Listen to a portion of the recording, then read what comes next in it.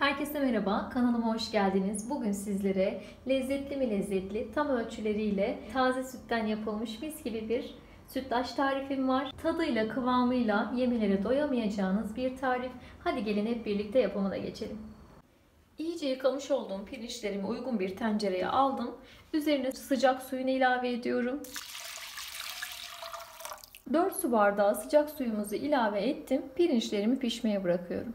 Pirinçlerimiz iyice pişti, suyunu çekti. Şimdi sütünü ilave edeceğiz. Ben taze pişirmiş olduğum sütü kullanacağım. Siz de hazır süt yerine taze pişmiş süt kullanırsanız sütlacınız çok daha lezzetli ve güzel olur. Ben sıcak ilave ediyorum yeni pişirdiğim için. 1 litre sütümü ilave ettim. Sütümüz kaynamaya başladı. Şimdi 1,5 su bardağı şekeri ilave ediyorum. Şeker miktarı tamamen size bağlı. Bir miktar piştikten sonra tadına bakarak damak zevkinize göre ayarlayabilirsiniz.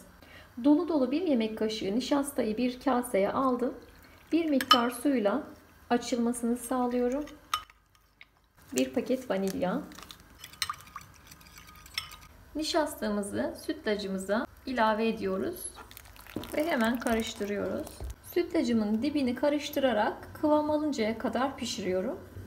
Yağlı bir süt olduğu için dibinin tutma ihtimali yüksek. Başından ayrılmayın lütfen. 10 dakika boyunca sürekli karıştırarak pişirdim. Sütlacı kaynar kaynamaz ocaktan alırsanız dilediğiniz kıvamı elde edemezsiniz. Sütlacın böyle kıvam alıncaya kadar güzel bir şekilde kaynatılması gerekiyor. Bakın şu şekilde bir kıvam aldı benim sütlacım. Soğurken de zaten koyulaşacak. Şimdi ocaktan alıyoruz.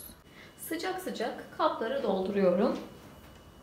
Şöyle karıştırarak yapın ki tanesiyle sütü orantılı bir şekilde katılsın.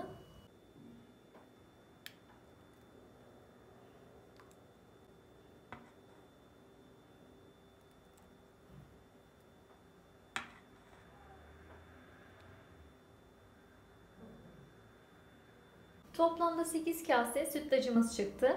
Tamamen soğuduktan sonra buzdolabına kaldıracağız. Birkaç saat buzdolabında dinlendikten sonra afiyetle tüketebiliriz. Sütlaçlarım dolapta 1-2 saat boyunca bekledi. Servise hazırlar. Ben üzerine Antep fıstığıyla süsledim. Siz dilediğiniz şeyle süsleyebilirsiniz. Tabii ki tarçın vazgeçilmezimiz. Şöyle kıvamını da size göstermek istiyorum. Şöyle.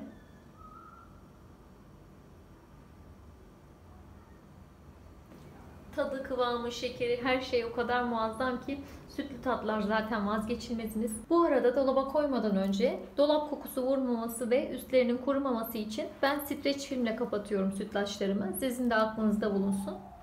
Kanalıma abone olup bana destek olmayı unutmayın lütfen. Kendinize çok iyi bakın. Hoşça kalın.